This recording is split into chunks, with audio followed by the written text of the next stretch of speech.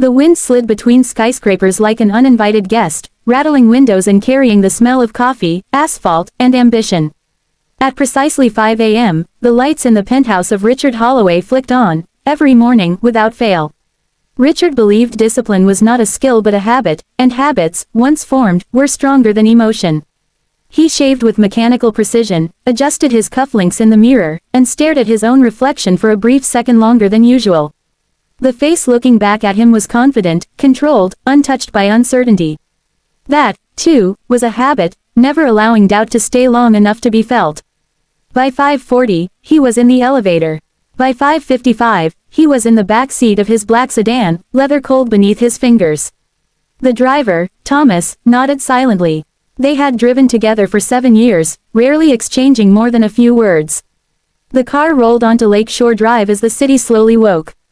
Richard opened his tablet and began scrolling through overnight emails, investment updates, overseas calls, stock fluctuations.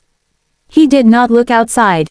He never did. For the past 12 years, the route to his office passed the same place, an abandoned industrial dump on the edge of the city. Broken fences leaned like tired men. Faded warning signs flapped uselessly in the wind.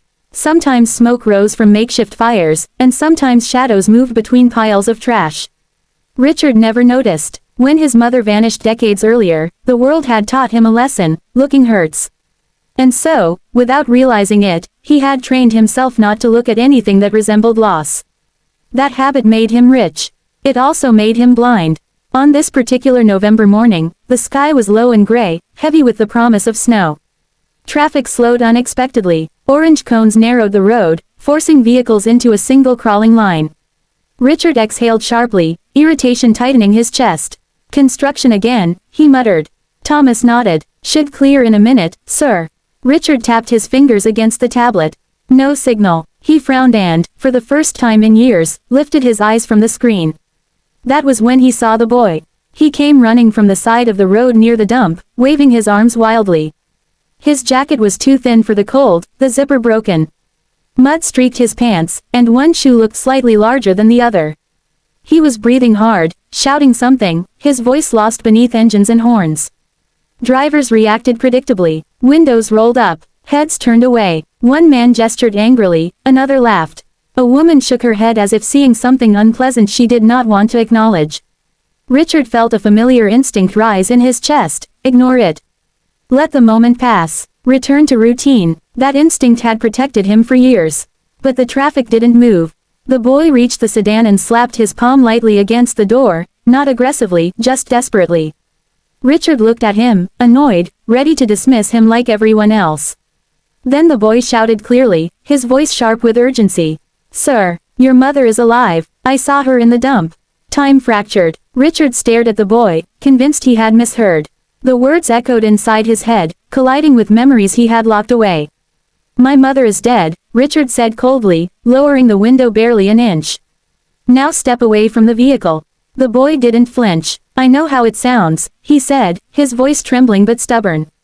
But she talks in her sleep. She says your name. She says, Ricky. She cries when it's cold. Richard's breath caught painfully in his throat. No one, had called him Ricky since he was 17. His fingers tightened against the door. The city noise faded into a dull roar as his mind dragged him backward through time. A kitchen filled with the smell of burnt toast. A woman laughing, brushing flour from her hands. Ricky, you'll be late for school again. Eleanor Holloway. She had disappeared after a minor car accident. Memory issues, the police had said. Stress. Confusion. Months of searching. Flyers. Phone calls. Eventually, a death certificate based on probability, not certainty. Richard had learned to live with that uncertainty by burying it under routine. What's your name? He asked, his voice quieter now. Marcus, the boy replied. I bring her food when I can. She's sick, sir, but she's kind. The driver glanced back, alarmed. Sir, this could be a scam. Richard knew scams. He had crushed hundreds of them. But this didn't feel like one. He opened the door. Get in, Richard said. Marcus hesitated. Really? Yes, Richard snapped, more sharply than he intended. Now, as the boy climbed in, the warmth of the car surrounded him. He smelled of smoke and damp fabric. Richard felt something unfamiliar twist in his chest, guilt, perhaps. Shame. The car slowed as it approached the edge of the dump, its tires crunching over broken glass and gravel. Smoke curled into the gray sky from small fires hidden among heaps of trash. The air was heavy, sharp with rot, damp plastic, and something older, abandonment. Richard Holloway stepped out of the car. The cold hit him instantly, but he barely noticed. His expensive coat felt out of place here, like a lie. Around them, makeshift shelters leaned against one another, tarps tied with rope, cardboard walls reinforced with hope. People watched silently, eyes wary. This was a world built from what others threw away. Marcus jumped out beside him. "This way," the boy said, already moving. Richard followed, his polished shoes sinking into the mud. Each step felt unreal, as though he had crossed into another city hidden beneath the one he owned shares in. A place his habits had erased from his vision. They stopped near a collapsed blue tarp weighed down by bricks. Marcus knelt. "Grandma Eleanor," he called softly. No answer. Richard's heart pounded so loudly he could hear it in his ears. "Don't hope," a voice inside him warned. Hope was dangerous. Hope destroyed routines. Marcus carefully lifted the tarp.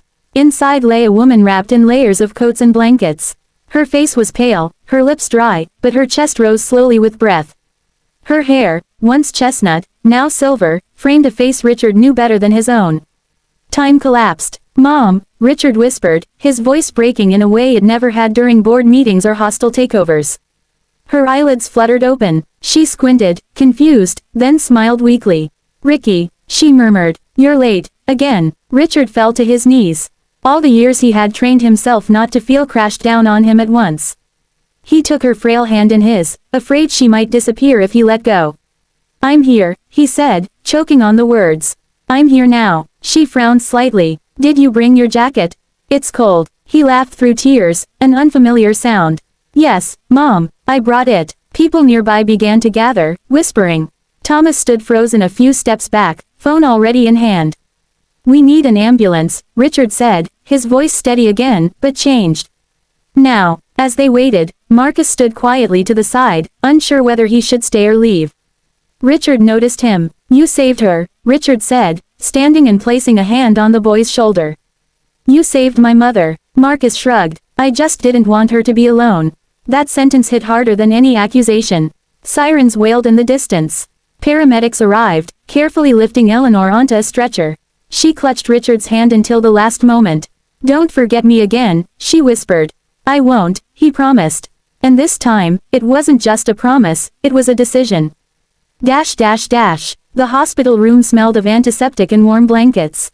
Doctors explained the truth gently. After the accident years ago, Eleanor had suffered memory loss. She drifted. Without documents or consistent care, she slipped through systems built for people who fit neatly into boxes. She survived, the doctor said, because someone looked after her. Richard looked through the glass at Marcus, sitting awkwardly in a chair, swinging his feet. That night, Richard did something radical. He stayed. No emails, no calls, no meetings, just a chair beside his mother's bed, watching her sleep, listening to the steady beep of the monitor. For the first time in decades, he let stillness replace motion. And he saw how empty speed had been. Weeks passed. Eleanor recovered slowly. Some days she remembered everything. Other days, nothing. But she was safe, warm, seen. Richard's life began to change. Not dramatically, not loudly, but deeply. He rerouted his morning drive. He funded a medical outreach program for people living on the streets. No paperwork barriers, no conditions. He built a shelter near the dump, staffed with counselors and nurses. And every morning, before work, he walked through it. Not as a benefactor, as a witness. Marcus moved into a small apartment arranged through the program. He started school, nervous but determined. Richard attended his first parent-teacher meeting and sat in a chair that felt more important than any executive seat he had ever owned. One evening, Marcus asked him, why didn't people help her before? Richard thought for a long time before answering. Because they were busy, he said. And because looking had stopped being a habit.